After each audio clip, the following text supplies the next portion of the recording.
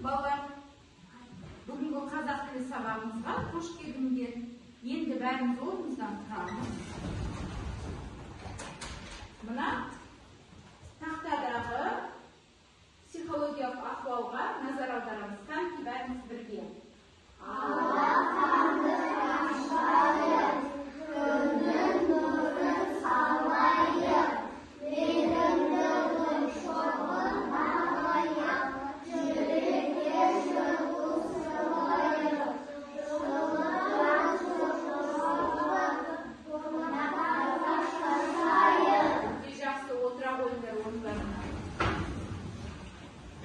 Балалар, біз сендермен топқа бөлініп алдық, бізде бүгін 3 топ болады. Мінекей, ақылдылар, дарындылар және білімділер тобы. Енді балалар, тақтаға назар аударамыз барлығымыз. Бізге бүгін сабағымызға қонаққа балалар. Бізге бүгін қонақ беріп отыр.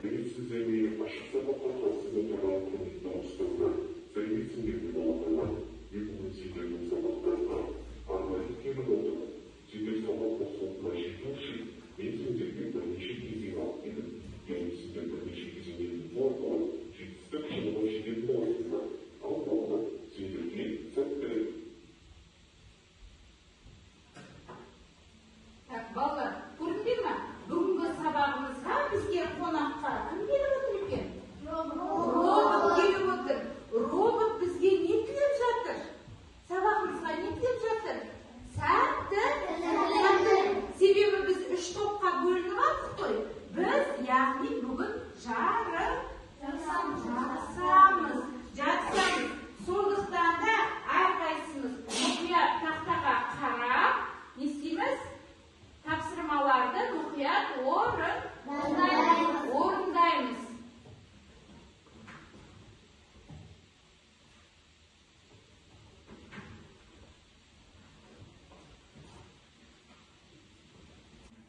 Балалар, әр қарай сабағымызды жалғастыру үшін біз сендермен үй тапсырмасын тексеріп алайық, Біз сендермен қандай тақырып өтіп жатыр? Түбір мен қосымша деген тақырыпты өтіп жатыр. Өте жақсы. Балалар, бүгінгі сабақты біз қалай бағалаймыз? Бүгінгі сабақты дұрыс жауап берген оқушыларға мен мынандай жарайсың деген стикер таратамын. Сабақтың соңында осы стикерлерді санаймыз. Сосын кейін кім қандай баға алғанын осы стикерлер бойынша көреміз. Естіп па? Өте жақсы.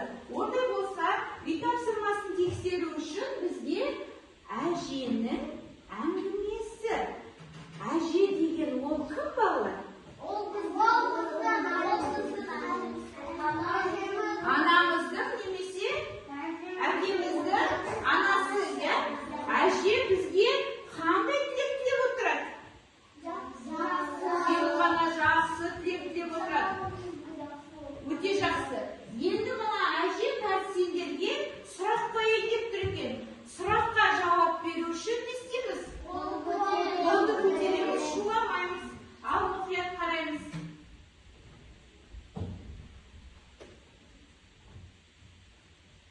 Сөздің одан әрі бөлінбейтін мағыналы бөлігі. Кім қол көтерді, бірақ айғайлады, оларға жоқ. Тек қана Сұлтан ғана қол көтеріп барып жауап берді. Мен қолмен көрсеткенде сонда ғана жауап береміз. Келісіп алайықшы балалар. Айғайлауға болмайды деп мен ескертіп жасаған. Солай ғой? Так, ары қарай. Бізде Сұлтан жауап берді. Жарайсың дейді Сұлтанға, әжеге ұнады жауабы. Ары қарай. Келесі сұрақ. Сөздің түбірге жалғанған бөлігі не дейді? Мұслима? Қосымша дейді, әрине. Өте жақсы.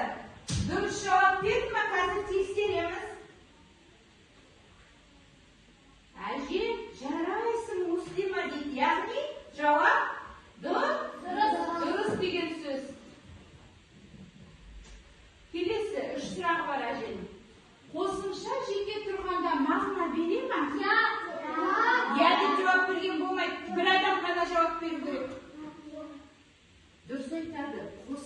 өзі жеке мағына бермейді, өте жақсы. Медина дұрыс жауап берді сұраққа. Енді балалар, әрі қарай сабағымызды жалғастырамыз. Әженің сұрақтары бітті. Әже Мединаға жарайсың деп жауап беріп отыр. Яғни Медина не істеген екен? Дұрыс жауап берген екен.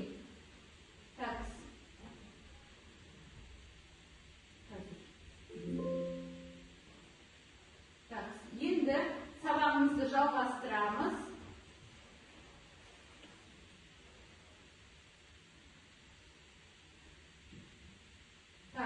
Енді әжемнің әңгімесі арқылы мұны үй жұмысымыз пысықтап болды. Енді балалар, бүгінгі жаңа тақырыбымыз біздің түбір мен қосымша шынығу деп аталады.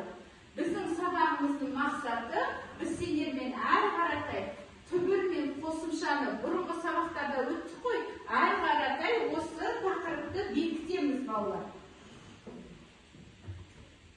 Енді қазір барлығымыз дәптерімізді ашамыз. Дәптерімді аша қойыңдар.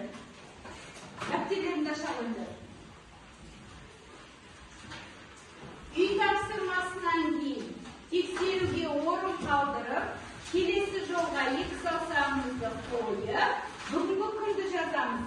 Қаңтардың 27-сі сынып жұмысы. Екі аяқты қосып, кеудені тік ұстаймыз кәнекей. Әдемі жазуымызбен әдемілеп жазамыз кәнекей. Қаңтардың, тақтада тұрамыз. 27-сі сынып жұмысы. Жаза қойыңдар. Мына жерде жазып жатырық па дарынғылар? Өте жақсы. Ережені ұмытпаймыз, қалай отыруымыз керек екенін. Екі аяқ қосып, кеудені тік ұстаймыз кәнекей, кеселеміз. Өте жақсы.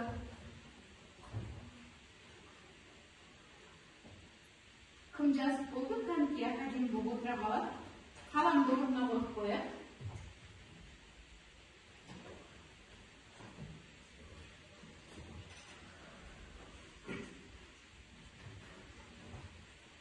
Жазып болғандар оқулығымызды ашамыз. Оқулықта 23-ші бет. 23-ші бет оқулықты аштық па?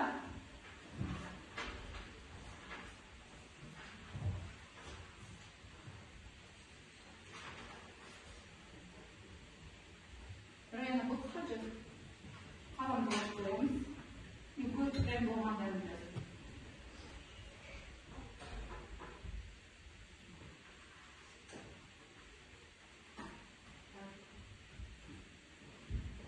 Балалар, қазір біз сендермен топтық жұмыс орындаймыз. Топтық жұмысқа, қазір мен сендерге топтық жұмысқа өтпес бұрын біздің жаңағы роботымыздың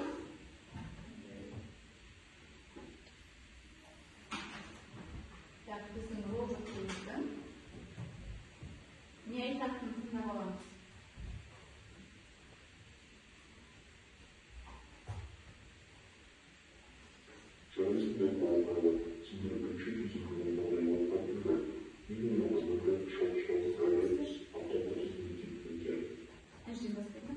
Ал балалар, енді топтық жұмыс қазір сендерге тапсырма беріледі. Біз 3 топ онысы да бөлініп отырып, білеміз ғой. Әр топқа мен қазір мынандай бір сурет беремін.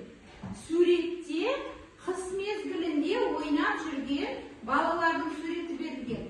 Осы суретке байланысты әр топ 3 сөйлеммен құрап жазасыңдар.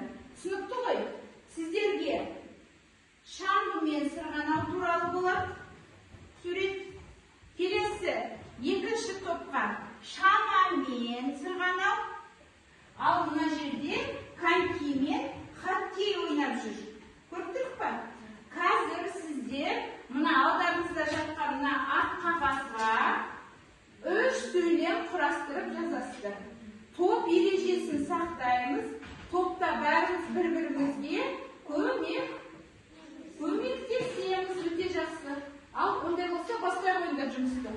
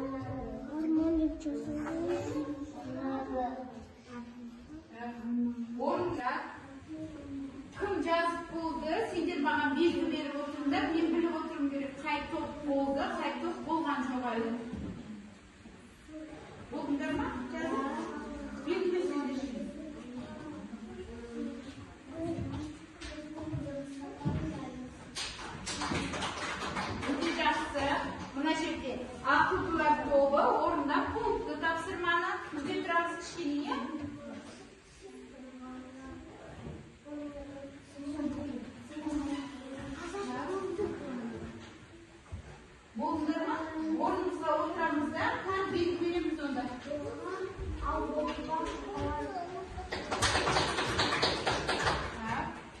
Ал, жылдамдақсыздар. Сендер ғана қалдыңдар, дайын болады. Кәнті.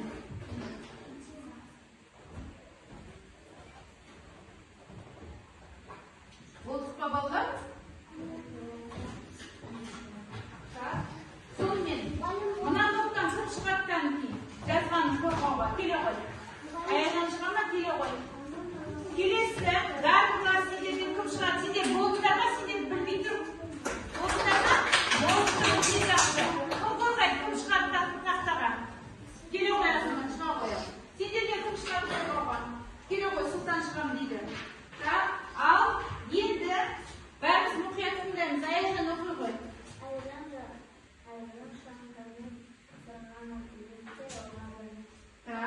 Өте жақсы.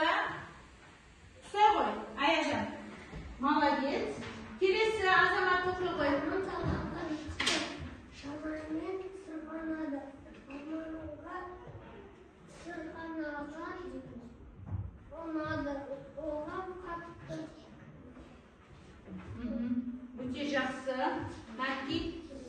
Өте жақсы. Тыңдаймыз Сұлтанды. Санжар қате ойнап жүр. Санжар ешке мен қате ойнап жүр. Жақсы. Сұлтан, Накит, жарайсың. Тамаша. Барлығымыз топтық жұмысты өте жақсы орындап шықтық. Топпен жұмыс істеген ұнады ма балалар сендерге? Кім смайлик алды? Столдың үстіне қойып қоямыз, шетінде тұра берсін. Енді балалар, әр қаратай қарайық бізге қандай тапсырма береді екен. Топтық жұмысты біз орындап өттік. Енді бізге қайтадан робот сөйлегісі келіп тұр екен. Ал, ондай болса робот тыңдайық.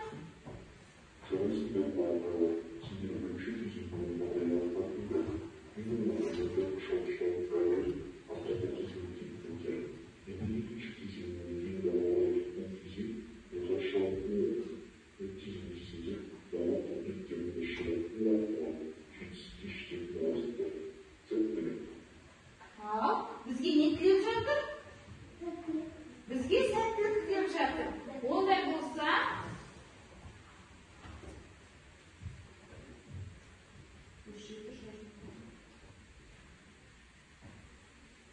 келесі тапсырма оқулықтың 23-ші бетіндегі 45-ші жаттығуды қазір жұптық жұмыс ретінде орындайды екенбіз. Жұптық жұмыс деген қасымыздағы отырған көршімізбен бірге деген сөз. Енді қараңдар. Нұсқау тақырыбына қарап, өлең мазмұнын болжап айт дейді. Өлеңнің тақырыбы қандай екен? Кім айтаттан кейін? Шынығу. Шынығу деген тақырып болса, ол жерде не туралы болады өлең? Қалай ойлайсыңдар? Не туралы? Шынығу дегеніміз не ол? Не істеу? Орнымыздан тұрып жауап береміз. Не істеу? Жаттығулар жасау. Ол жаттығулар өте жақсы дұрыс жауап бердім. Жаттығулар не үшін жасаймыз балалар? Қол көтереміз, қол көтереміз. Муслим айта ғой, мен әкеш дегендер айтпайды. Денеміз мықты болып, әдемі өсу үшін біз жаттығу жасаймыз. Өте жақсы отыра ғой. Ондай болса, енді кітапқа қараймыз бәріміз. Осы өлең мазмұнын болжап айттық. Енді осы өлеңге бізге балалар қарамен жазылған сөздер берілген екен. Сол сөздерді ғана көшіріп жазып, сол сөздердің ішіндегі түбірін және қосымшасын ажыратуымыз керек. Түсінікті ме тапсырма? Өлеңді бірінші көзбен оқып шығамыз. Көзбен оқып шығамыз кәнекей. Так, көзбен оқып шығамыз, іштей бір оқып шығамыз.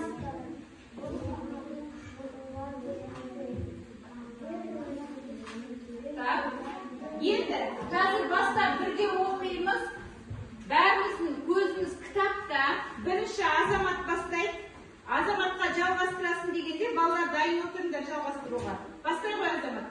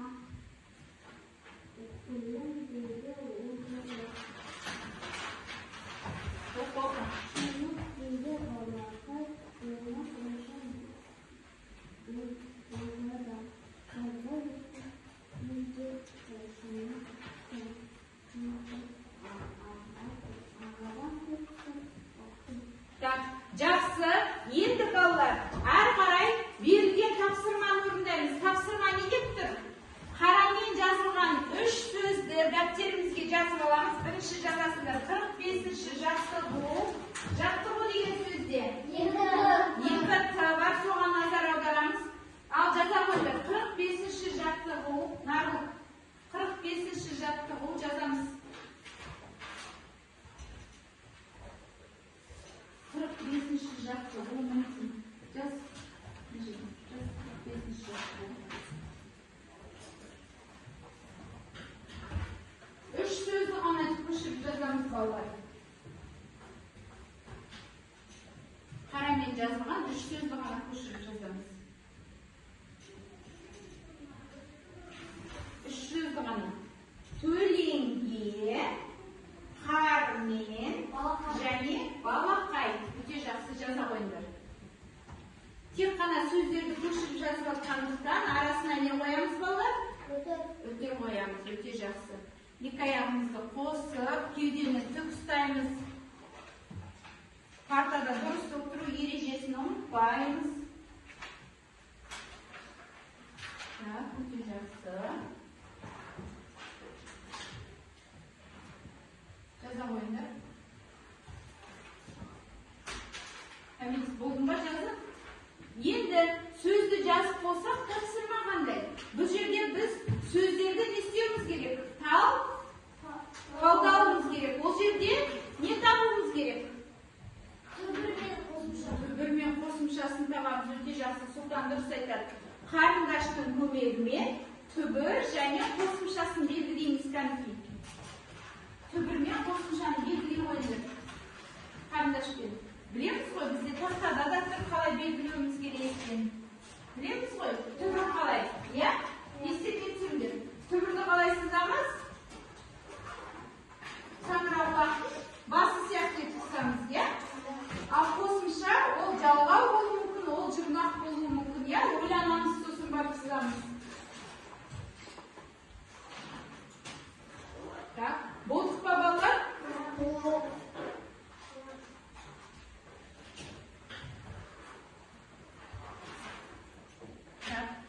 Енді балалар, кім болды?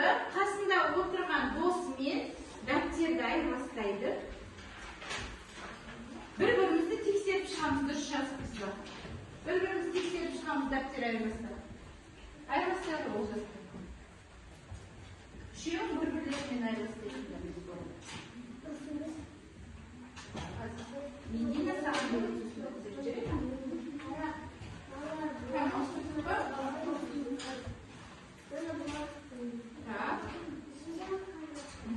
егерде қатесі болса, қай жер қате екенін досымызға айтамыз, е балалар?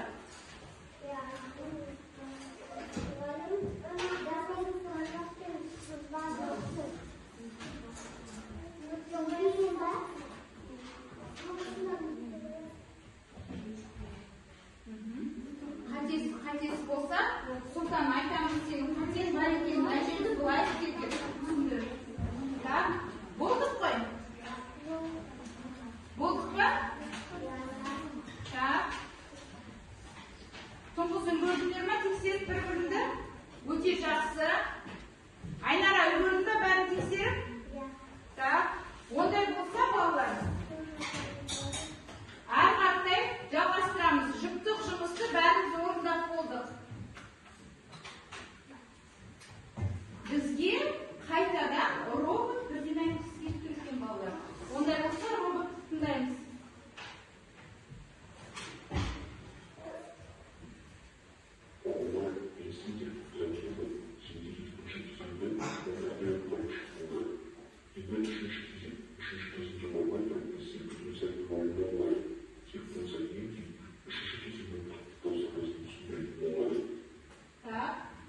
Ондай болса балалар, не деді робот сендерге? Үшінші кезеңге өтпес бұрын не істейміз дейді? Не істейміз деді? Үшінші кезеңге өтпес бұрын сергіту сәтін жасап аламыз дейді. Шаршаған боларсыңдар дейді. Қараңдаршы, робот қандай ақылды. Бізді ойлап тұр екен. Орнымыздан тұрамыз. Орнымыздан. Ал сергіту сәтін компьютерге жасаймыз.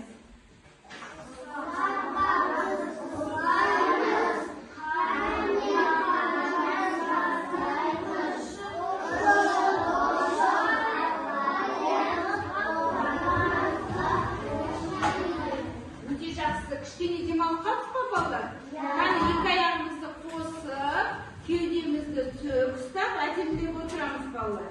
Енді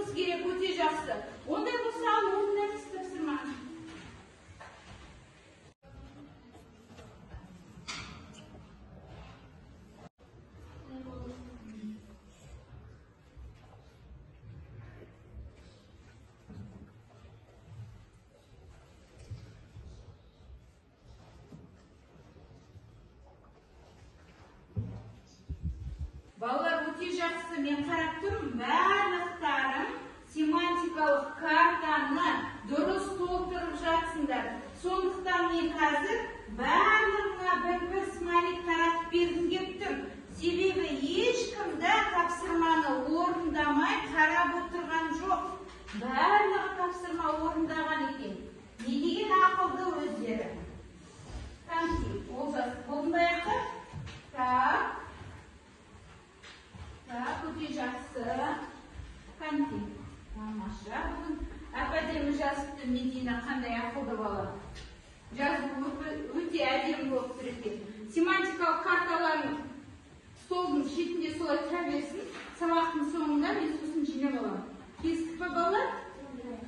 Болдық қой аяқтап?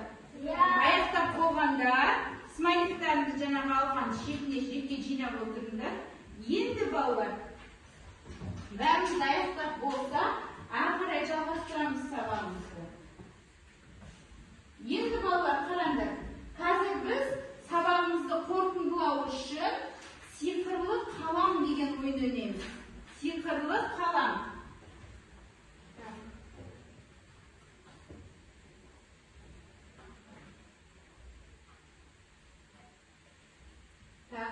Бәріміздің көзіміз бері қарай, тақтаға қарай. Енді қараңдар балалар. Бұл жерде әртүрлі тапсырма берілген. Сөздердің түбірін тап дейді. Шынықты, ойыншы, спортшы. Тек қана қол көтеріп жауап береді. Бірінші сөз шынықты. Шынық, ол, түбір, ол қосымша. Өте жақсы. Дұрыс па балалар жауап бергені? Так, Сұлтан, так, әрі қарай. Аяжан. Ойыншы. Түбірі қалай болады? Түбір, ойын, шы, жалғау. Шы жалғау бола ма? Жұрна, қосымша деп әзір айта береміз. Біз балалар бұл тақырыптарды әлі осыны жалғастырамыз, сол уақытта ажырататын боламыз қосымшамен жұрнақты. Так, өте жақсы. Соңғы сөз спортшы. Көңіл айта ғой. Спортшы. Спорт. Түбір. Шы. Қосымша. Өте жақсы. Дұрыс жауап берді ме балалар? Так, енді сонда да дұрыс жауапты бір тексерейік. Қараңдар.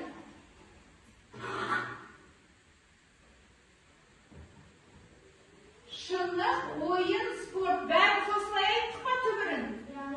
Иә, өте жақсы. Тура осылай айттық. Келесі. Оқушы сөзіне қосымша жалғап айт дейді. Оқушы деген сөзге сендер өздері қосымша жалғауларың керек. Кім жалғайды? Ал, Азамат айта ғой. Оқушылар. Оқушылар. Қандай қосымша жалғадың? Лар, лар деген қосымша жалғадым. Өте жақсы. Дұрыс, өте жақсы. Енді тексерейік, Азаматтың жауабын тексеріп жүрейік балалар.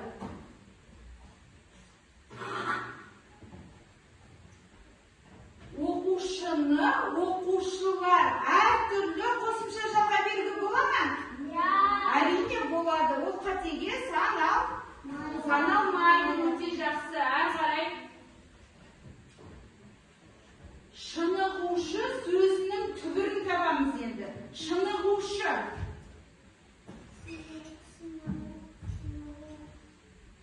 Шынығу болады. Түбір сөзі шынығу болады. Өте жақсы. Медина дұрыс жауап берді. Енді қараңдар. Тексерейік. Шынығу дұрыс жауап берді ме, Медина? Дұрыс жауап берді әрине. Өте жақсы балалар. Ондай болса, бұл ойынымыз аяқталды. Енді балалар, бізде бағанадан бері мына жерде қараңдар. Біз жазды есімізге алайық. Жаздың күні біз не жақсы көреміз жегенді? Қарбыз жегенді жақсы көреміз. Қарбыз деген ол да не нәрсе? Жеміс. Ондай болса қазір бәріне қарбыз таратып беремін. Қарбыз жеміс. Солай ма? Да.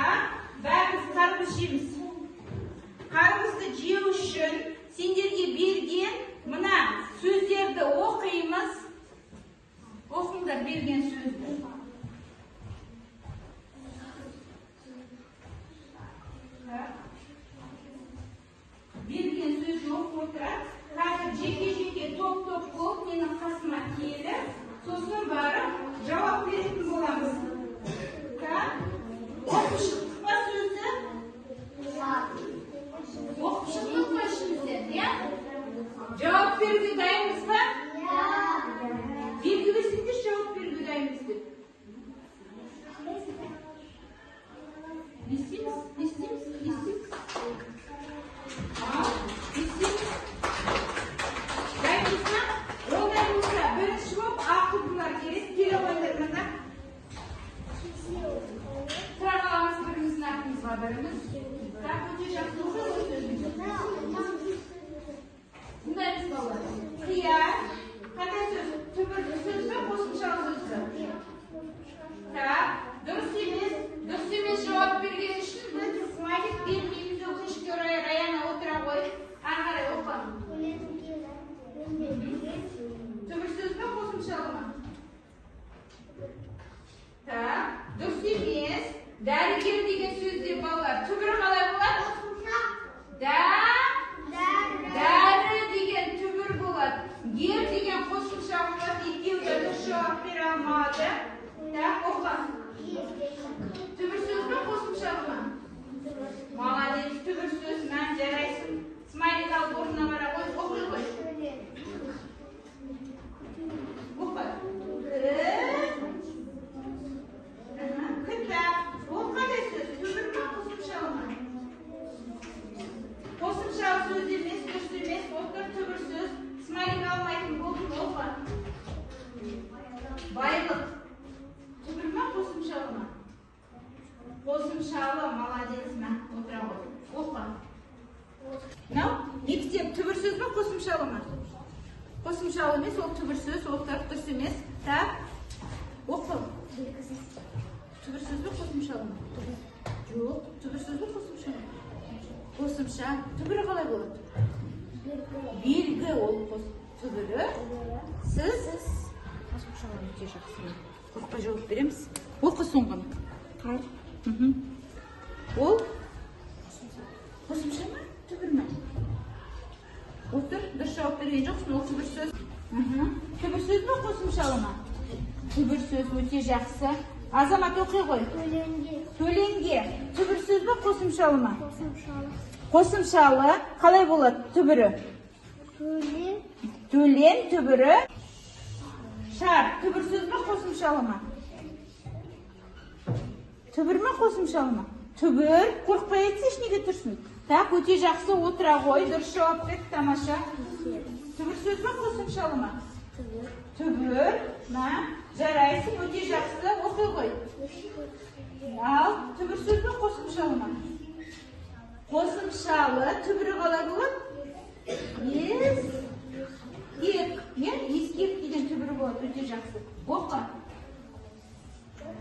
Shengel.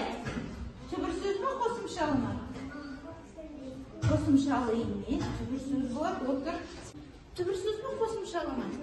Tubir so'z o'ta yaxshi, men smayligimni ala qo'y. O'qi. Tubir so'zmi, qo'shimchalimi? Ma'lum. Qiz so'laymi? Tubiri qalay bo'ladi? Ajar. Bo'ladi.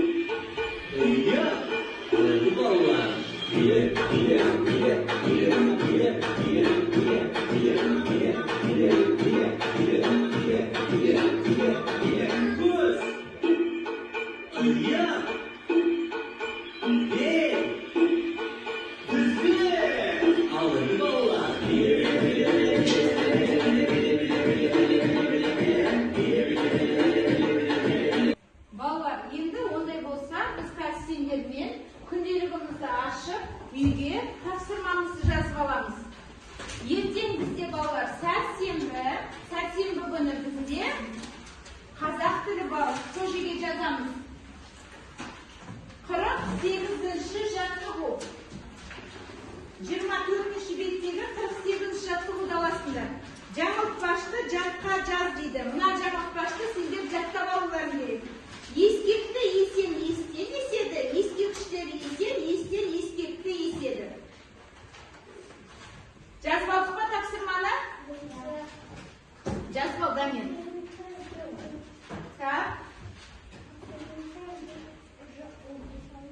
O'qib jazib? Tak. Bunday bo'lsa bolalar. Endi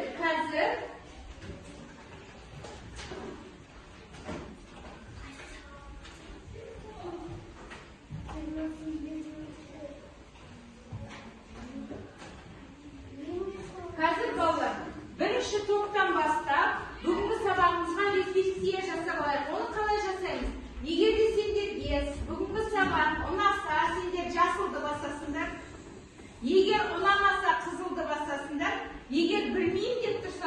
аттарын басасыңдар. Кеттік ал, келді, бірінші топ келеді. Әркім өзінің атын тауып алады, өзін басады, шыдамдатыңдар ал. Так, өте жақсы, отыра қойайын. Так, шыдам. Так, шыдам. Так, өте жақсы. Келесі сендерге қараңдар. Келді. Так, әркім өзінің атын басады да отыра қалады. Так, өзіміздің атымызды. Так, Медина, өте жақсы. Балалар қарап тұрса, бүгінгі сабақ барлықтарына түсінікті болыпты. Барлығы да жасылды басыпты. Енді алдымыздағы смайликтарға қараймыз. Кімде неше смайлик бар екен?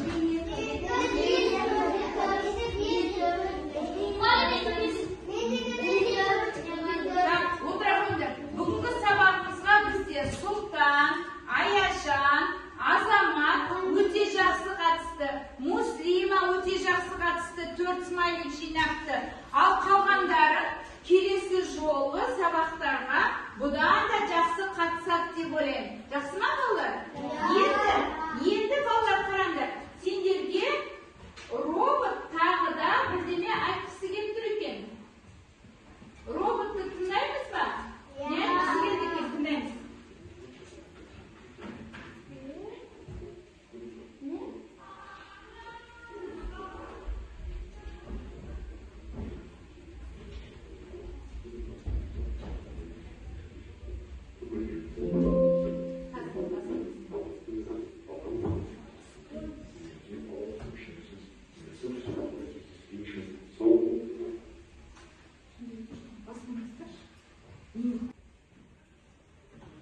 Так, балдар, енді роботты тыңдаймыз, роботты. Не? Кісіге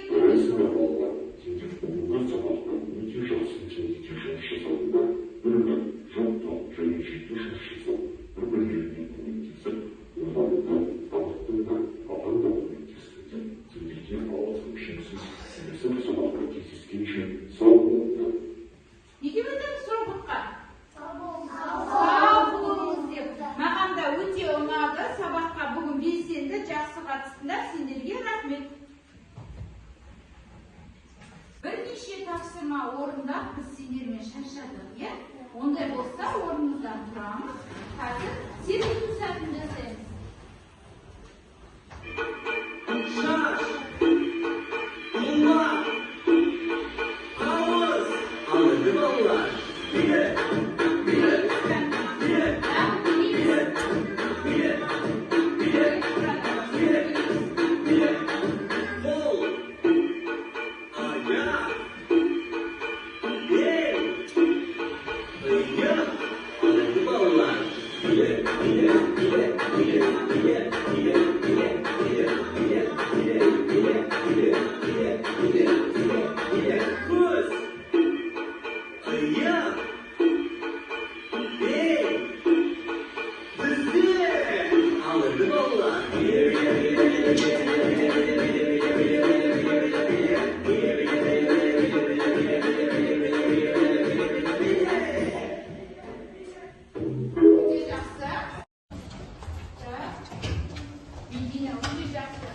Балалар қарап тұрса, бүгінгі сабақ барлықтарына түсінікті болыпты. Барлығы да жасылды басыпты. Енді алдымыздағы смайликтарға қараймыз.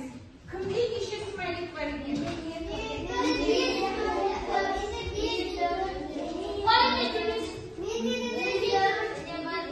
Отыра қойыңдар. Бүгінгі сабағымызға бізде Сұлтан, Аяжан, Азамат өте жақсы қатысты. Муслима өте жақсы қатысты. 4 смайлик жинапты. Ал қалғандары келесі жолғы сабақтарға бұдан да жақсы қатысады деп ойлаймын. Жақсы ма балалар? Енді балалар қараңдар. Сендерге робот тағы да бірдеме айт. Так, балалар, енді роботты тыңдаймыз, роботты. Не? Кісіге Сендерге